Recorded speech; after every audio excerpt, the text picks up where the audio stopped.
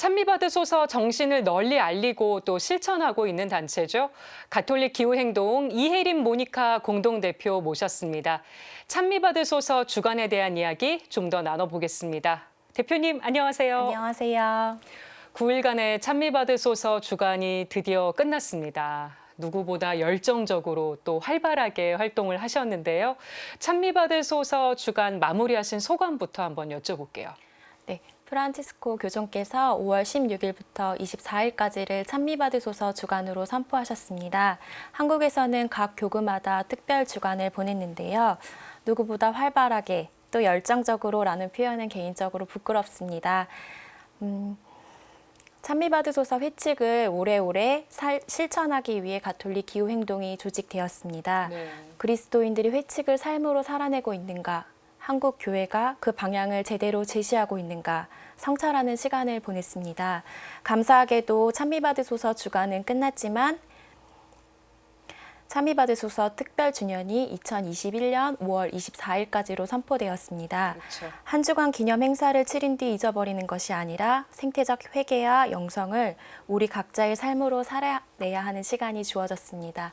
이는 저희에게 주어진 마지막 기회이자 선물이라고 생각합니다. 네, 가톨릭 기후행동에서 지난주 금요일에 강원도 삼척에 다녀오신 걸로 알고 있습니다. 석탄 화력 발전소 때문에 가셨던 거죠? 예, 그렇습니다.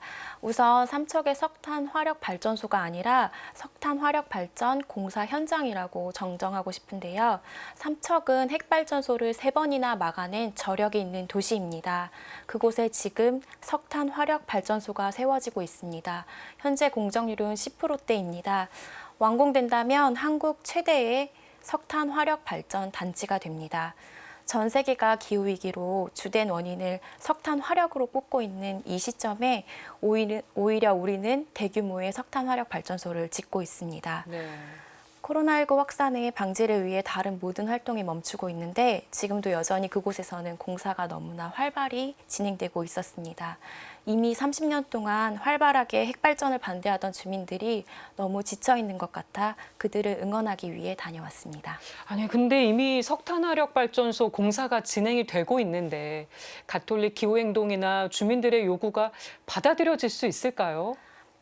삼척 화력발전소 공사 인근 현장에서 2개의 천연 동굴이 발견되었습니다. 안정산 천연 동굴인데요. 특히나 2번째 동굴은 박쥐가 서식하는 곳입니다. 코로나 바이러스는 인간이 동식물의 서식지를 파괴하면서까지 자원을 채굴했기 때문에 생겨났습니다. 멸종위기인 박쥐는 바이러스의 숙주이기 때문에 발전소의 공사는 즉시 중단되어야 합니다. 앞서 말씀드렸다시피 세계적으로 탈석탄이 주된 흐름인데요. 오히려 우리나라는 7개의 석탄 화력 발전을 새로 건설한다고 합니다. 정부와 국회 그리고 지자체는 즉시 공사를 중단하도록 협의해 나가야 합니다. 현실적으로 전면 백지화가 어렵다면 천연가스 발전으로 변경하는 방법도 있습니다. 저는 21대 국회가 기후 국회가 되기를 기대합니다. 정부가 기업에 지원하는 화석 연료 보조금부터 폐지해야 한다고 생각합니다. 21대 국회는 기후 위기를 대전제로 예산을 편성하고 법 제도를 개편해야 합니다. 기후 비상 선언 결의안을 통과시키고 기후 위기 대응법도 제정해야 합니다. 네, 가톨릭 기후행동 앞으로는 또 어떤 활동들도 이어가실 계획인가요? 무엇보다 행동해야겠지요. 저희 지난 금요일처럼 삼척 등 여러 현장을 방문할 예정이고요. 네. 교회 안에서의 생태운동과 시민사회의 생태운동과 연대하고 신자와 시민들에게 기후위기의 심각성을 알리기 위해 연대하고 교육을 제공할 예정입니다. 이미 시민사회에서는 기후위기 비상행동이 결성되었고 작년에 기후학교도 진행되었습니다. 네. 저희는 또 구체적으로 매주 금요일마다 광화문에서 11시 반부터 12시 반까지 피켓 시위를 통해서 시민과 사회에 기후위기의 심각성을 알리기 위해 노력할 것입니다.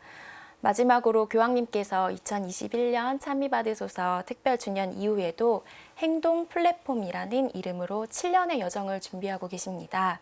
가정, 교구, 학교, 병원, 대학, 기업, 수도회 등 이 7개 단체가 찬미받으소서 정신에 따라 살아가는 중심지가 되고자 하는 것인데요. 네. 가톨릭 기후행동 역시 이 행동 플랫폼을 준비하고자 합니다. 네. 기후위기 극복을 위해서 실천이 사실 제일 중요합니다. 대표님은 지구를 위해서 하고 있는 일 어떤 게 있으실까요? 이런 질문 받을 때마다 너무 부끄러운데요. 저는 사실 보통의 직장인입니다. 지난 금요일도 휴가를 내고 삼척에 다녀왔는데요. 네. 환경운동 또는 활동이라고 하면 특별한 사람이 하는 특별한 활동이라고 생각합니다. 저부터 그랬거든요.